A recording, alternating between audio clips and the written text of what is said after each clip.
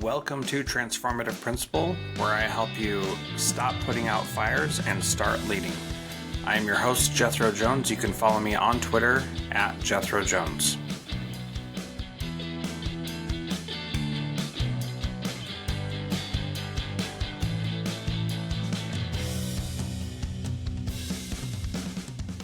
Welcome to Transformative Principle.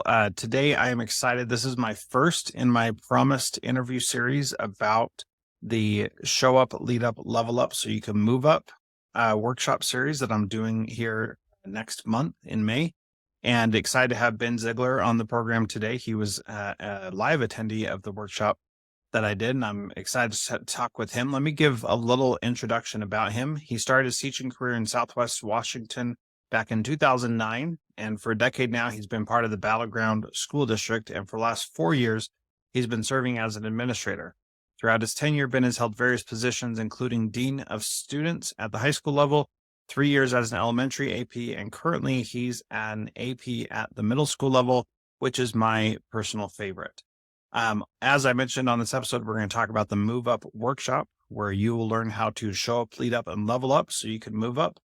And my question is, are you ready to move up? You can take the 2-minute assessment at moveup.transformativeprinciple.com and see for yourself if you are ready to move up. So Ben, welcome to Transformative Principle. Excited to have you here. Thank you. I'm excited to be here. Yeah, it was great to meet you in person at the workshop. Let's start there since that's where our commonality is. Yep. What was the most valuable thing that you took away from that Move Up workshop? Ooh. I think actually one of the most valuable things is kind of how you talked about getting our mission vision statement into our observations. I never thought of it like that. And so it just really got me thinking about how we're aligning not only with our school, but our district when we do go into the classrooms and observe the work teachers are doing. So I got a lot of things, but that's one of the big ones where it was one of the first things I brought back and shared with my principal. Yeah. So what made that impactful then? I think being in Battleground right now, the last few years with our current superintendent, we've really had this vision of coherence and really focusing our efforts as a district on high levels of learning and social emotional. And so really just thinking about that and how can I leverage that into observations and TPEP to make it more meaningful for teachers, but also see the work, is what we're doing as a district, is it making its way down to the front lines in the classrooms? Yeah. One of the things that I find so interesting about that aspect is that we spend all this time doing our mission, vision, and values, and then we don't assess whether or not we're actually implementing it. And if we do, it's often in a punitive way, like you didn't uphold our values or achieve our mission. And so now there needs to be a disciplinary action. And that doesn't need to be the case. In fact, if our vision is really clear and really valuable, then we should be able to tell every single day whether or not it's being implemented in some way. And if it is really aspirational, which visions should be, like we should never arrive at our vision because that's what a vision is, right? It's a thing that you don't actually get to. And so if that's really what our goal is, then we should always be looking for evidence that we are reaching it and not quite there. Even if somebody's at a very beginner level, we want to be able to find that little spark, that little beginning of where they can be eventually. Do you mind sharing with us what your one thing is from the workshop? Because that's one thing that we talked about is creating one thing that you're going to focus on. What did you choose? I actually focused on being aware. So I actually have it right back here, but twice a day, once in the morning, I'm going to ask myself if I'm aware. And then one time each day during a intense situation or, in, conflict, or if I have to address a staff member or whatever the case may be, we all know those type of situations. just stopping and taking a moment to make sure I'm aware.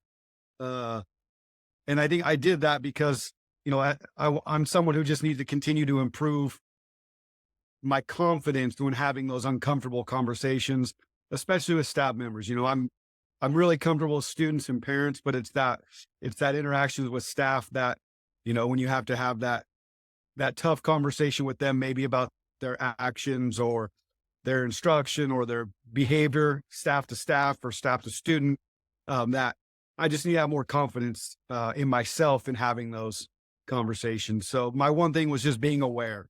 Yeah. I really like that, Ben, because it shows that you're choosing something that is very small and very personal to you, and something Mhm. that would be difficult for someone else to say, "Oh yeah, I should do that too." But what is the big thing that you're trying to get out of that? You mentioned a little bit of having these more difficult conversations, but thinking more long term, if you are more aware every day for the next 2 years, what is the big thing that you're going to see as a result of that? Well, I think number one is just improve communication, and having that builds trust with people, especially staff members. And so, over the course of 2 years, if I continue to have those conversations in ways that are productive, and the staff member feels supported, but also sees that I'm here to help them improve, and I'm going to help them do that and support them through this, that trust builds, and then becomes, and I think I heard this term, I think in a meeting, it becomes more of a risk-free environment for them to then try new things, or they're going to trust me when I encourage them to maybe step out of their comfort zone when it comes to PLCs or sharing data or trying something new. We'll have that established relationship and that trust there that will enable them to maybe go push their boundaries a little bit in terms of their comfort in the classroom, which hopefully the goal is to then improve their instruction to improve student learning. Yeah, yeah, I like that. Are there any things that you've seen as a result of you doing this for a couple of weeks now that have been impacts in your life? Yeah, I actually was able to have a really, really good conversation with a staff member here. My principal and I kind of took the lead on it, and threw out some ideas to help them in their role, which enabled me then with those ideas to bring up some feedback that wasn't easy to probably hear or get, but it got the ball rolling on some really good things that are starting to happen in our building, with that staff member's role and also some of our new teachers. Yeah, that's good. One of the things that we talk about uh, in the workshop is the idea of leading up is what we call it, and that really means leading up, leading down, and leading around. And it sounds like you've taken that piece of it of leading this teacher in a way that is inspiring them to do what they need to do in a better way and get feedback from you about how they could improve and impact other people's lives. Anything else you want to add there about that? Um, Not really about that specific staff member, but it is just enabled me to believe in myself more and to really slow down in moments and make sure I'm ready, I'm prepared. Um, so that way, when I have those conversations or even dealing with something that's on fire, really taking a moment to stop and say, okay, where am I at? How am I going to go into this? That way, I'm not attaching my own stuff to it and bringing in unnecessary um, emotions or baggage or anything else to the situation. So, it's just enabling me to be better, and then that helps me help people around us be better. Yeah, I like that. I think it's so important to recognize that when you make yourself better, it's actually easier to help other people be better as Mhm. well. When you're Yep. working on your own stuff and working through the challenges that you personally have, it's a lot easier to help other people do that as well because you can empathize with them a bit more. So, last question about the workshop, and then I want to move into some other things. Yeah. If somebody was thinking about attending this workshop, what would be your advice to them? What would you say?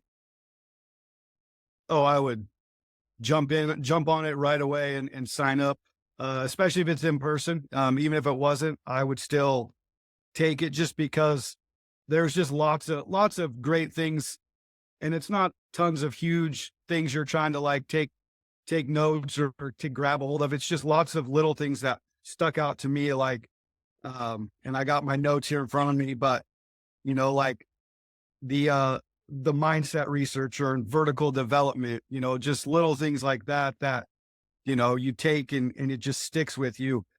Um, I really liked, the personality tests. I've never done many of those, but like seeing that or the hope skill, I can see how that could really help your leadership team, and even your building get to know the type of people they are. So when they're working together, it just enables a much better working environment. Um, and then just the tools you gave us for being a transformative principle, the communication, relationships, and delegation, and I think those for me hit heavy, because I built my career on relationships. Um, my communication has always been getting better. It started in my personal life, becoming a better communicator, and has carried over. And then I really like the delegation, learning how to delegate to people, not the tasks. Really empowering those people around you to take ownership. Um, in the buildings. Yeah. Well, I appreciate that. And what I recognize is that there are a lot of things that we do that we just kind of like force through the motions, and we do the best that we can with what we got. And if we do a lot of these little things that I talk about, I think that the best way to phrase it is the big difference is that I'm not trying to teach you tactical things to do. I'm trying to teach you strategic things to do. Mhm. And that really makes a difference. The strategic is like more big picture, more impact focused. The tactical is like how do I do this one specific thing? And the strategic is how do I approach this problem? Any thoughts about that? I didn't say that specifically in the training at all, but do you have any thoughts on that strategic versus tactical approach? You put it like that, that's really good, and I kinda kept when at the conference, just thinking about perspective, and, looking at the big picture, like you said, um, you gotta have perspective, and then the tactical, just the little things each day that you can be doing and putting in play, to help you. Um, just like, the one thing, that keeps you focused, and it's one thing each day you can do to help you improve your job. Uh, the delegating, it's a tactical thing. You could be very, very tactical about it in who you want to do the different tasks in your building, which is going to build trust. It's going to build ownership, which then again is going to build positive momentum towards the vision and the goals you have in the building. For me, I still, when I think of those things, it's just about perspective. Mhm. And I use that word a lot in my life. In the personal side, it's, how you look at it, how you look at every problem, every situation, is going to determine, you know, how successful you are navigating that. Yeah, really good point. I wonder, when you came to the workshop, were you expecting things to help you with perspective? Like, is that the view that you came in with to make this successful for you? No, I mean, when I was excited, I've had really good experiences with AWSP and the AP workshop. So I was just looking forward to, you know, coming and learning and being around colleagues and seeing what it had to offer. When I got here and you started going into to everything and presenting the connection, I made that connection and just was really surprised in a good way how much it aligned with kind of my view on things and the way I approach not only professional life but personal life as well. And Yeah. kind of just the constant improvement, on in yourself and growing vertically, really struck a chord because I've been on that journey personally and professionally. So always kind of growing and getting better and learning from our experiences. So I was just really excited and it just made that engagement much more because I was able to connect it to a lot of things that I view and hold to, that you spoke about. So it was awesome. Like the inventory of gratitude. Like that's one thing I wrote down. Like It's how you build and maintain relationships. But gratitude is something my wife and I speak about on a regular basis and teach our son about. So just little things like that made it really awesome. Good. Well, I appreciate that greatly. And again, if that's something that you're interested in, you can go to moveup.transformativeprincipal.com and check it out. And there's a link in the show notes here as well. And you can take a 2-minute assessment to see if you're ready to move up, if you're doing these strategic rather than tactical things to be successful. Changing gears a little bit, Ben, let's talk Yep. about your vision for your career as an educator. Where do you see yourself and what kind of impact do you see yourself having? I think it's ever changing. Um, I started in education, coaching middle school sports at 19 years old, and that brought me to wanting to be a teacher and always wanting to be a head coach. And then as I was teaching and coaching, I realized that's that's a small impact and it's quite the grind, and I just was wanting something different. So my vision was to be a head coach of a school. And I think now having 4 years experience as an AP, I think my vision is I just, as a principal, I just want to have the impact on a building where we truly see huge gains in student learning. Um, last year, my principal and I at the elementary level decided, for our student improvement or our school improvement plan, we're going to set our goals for 100% of students meeting standards because why wouldn't we? Why wouldn't we? So just, I want to really have that impact at the building level before I'm done of really seeing that growth in student learning. And the more I'm doing this, I'm seeing it to get there. It's not only instruction, but we have to have the systems in place that are working correctly and effectively to do so. And so I think my vision is just continue at some point being a principal and having that impact. Um, and then I'm someone who's always kind of kept going and achieving. So I wouldn't be surprised if I moved to the district office at some point and worked my way up.